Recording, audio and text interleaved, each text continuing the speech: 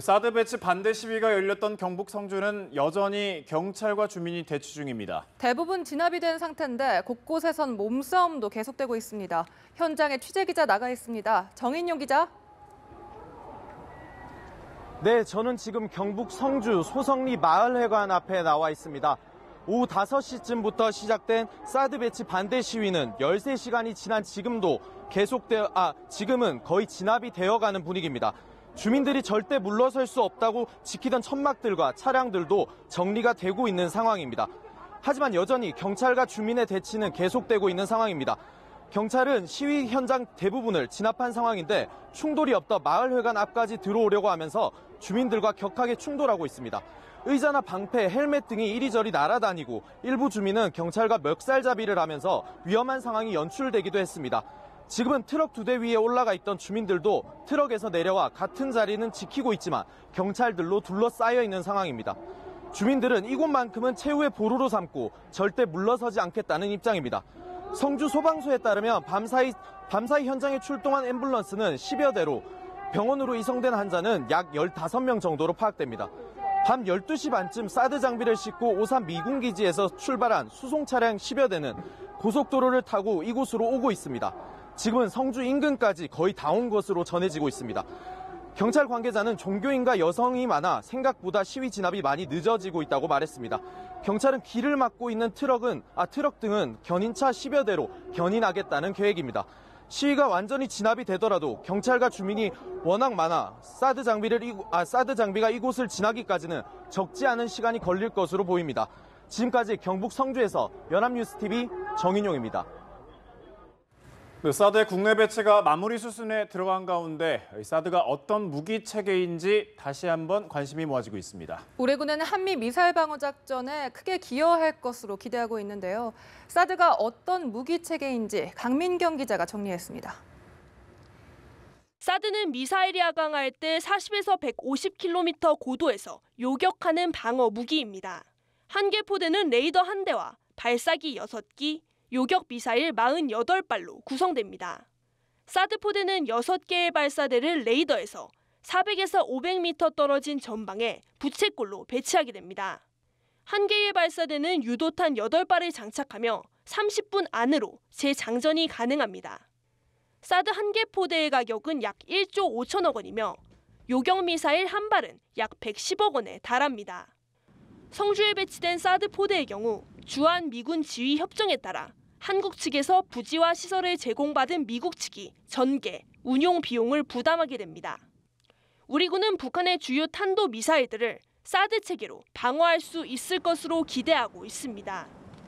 사거리 500km인 스커드-C 미사일과 개량형 스커드-ER 미사일 등을 요격할 수 있다는 게 군 당국의 설명입니다. 특히 핵이나 생화학탄두를 탑재한 미사일을 40km 이상 고도에서 직격 방식으로 완전히 파괴할 수도 있습니다. 또 사드를 중부 지역에서 운용하더라도 북방 한계선 이북 지역까지 레이더가 커버할 수 있어 북한이 NLL 이북 지역에서 잠수함 발사 탄도 미사일을 쏘더라도 요격할 수 있다고 군 당국은 평가하고 있습니다.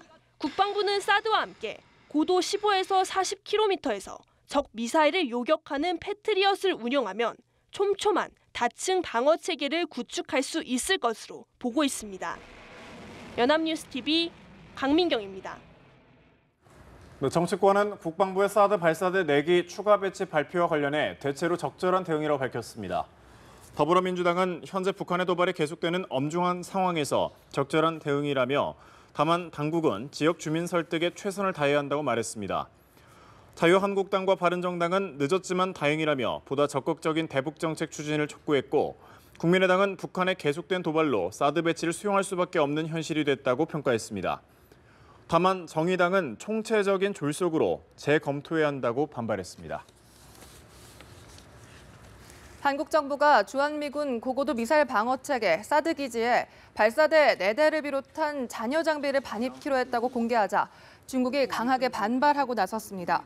껑수ang 중국 외교부 대변인은 엄중한 우려를 표명한다면서 중국 측은 한미가 즉각 유관 배치 과정을 중단하고 설비를 철수하기를 강력히 촉구한다고 목소리를 높였습니다.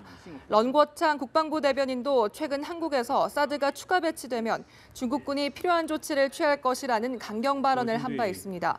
베이징 소식통은 중국에서 북핵 실험 보도는 통제되고 사드 배치에 대해서는 지속해서 비난 보도가 쏟아지고 있다고 지적했습니다. 네, 한러 정상은 북핵 불용 원칙에는 동의했지만 방법론에서는 입장차를 확인했습니다. 대북 원유 공급 중단에 협조해달라는 문 대통령의 요청에 푸틴 대통령은 난색을 표했습니다. 이경희 기자의 보도입니다. 북한의 6차 핵실험 여파 속에 이루어진 한러 정상회담은 북핵 해법에 관심이 모아졌습니다. 대화보다 최고 수준의 제재가 필요한 시점이라는 우리의 입장에 북한의 전통적 우방, 러시아가 얼마나 호응할지가 관건이었습니다. 일단 북핵 불용 원칙에는 의견을 같이 했습니다. Ядерный статус Северной Кореи. Ракетно-ядерная программа Пхеньяна грубо нарушает резолюцию Совета Безопасности ООН. 확고한 북핵 불용 원칙 하에 유엔 안보리 결의 이행과 북핵 문제의 외교적 해결을 위해 다양한 노력을 기울이고 있는 점을 평가합니다. 그러나 그 방법에선 입장차를 재확인했습니다. 문 대통령은 북한의 도발을 지금 중단시키지 못하면 통제 불능 국면으로 빠져들 것이라며 유엔 안보리가 추진하는 추가 제재 논의에 동참을 촉구했습니다. 이번에는 적어도 북에 대한 원유 공급을 중단하는 것이 부득이한 만큼 러시아도 적극 협조해달라고 말했습니다. 그러나 푸틴 대통령은 원유 중단 조치가 병원과 같은 민간에 피해를 입힐 수 있다며 북핵 해결을 위해선 체제 보장 약속이 우선돼야 한다는 기존 입장을 고수했습니다. 이에 문 대통령은 북핵 포기를 이끌어냈던 참여정부 6자 회담 당시 북한을 대화에 참여시키려 원유 공급을 중단했던 사례를 거론하며 설득에 나서기도 했습니다. 러시아가 추가 제재에 부정적 입장을 분명히 하면서 향후 논의 과정에서 진통이 예상됩니다. 다만 북한을 대화의 장으로 끌어내야 한다는 데는 한러 양국의 의견이 일치하고 서로 적극 소통을 약속한 만큼 러시아의 입장 변화를 이끌어낼 수 있을지 주목됩니다. 연합뉴스TV 이경입니다. 네, 문재인 대통령은 러시아 순방 이틀째인 오늘 아베 신조 일본 총리와 만나 북한의 ICBM 도발과 6차 핵실험에 대한 대북 제재 방안을 논의할 계획입니다. 일본군 위안부 피해자를 포함한 과거사 문제, 평창과 도쿄 올림픽의 성공적인 개최를 위한 협력 방안도 논의될 것으로 전망됩니다. 이어 문재인 대통령은 3차 동방경제포럼 전체 세션에 참석해 유라시아 지역 국가와의 경제 협력을 위한 신북방정책 비전을 천명할 계획입니다.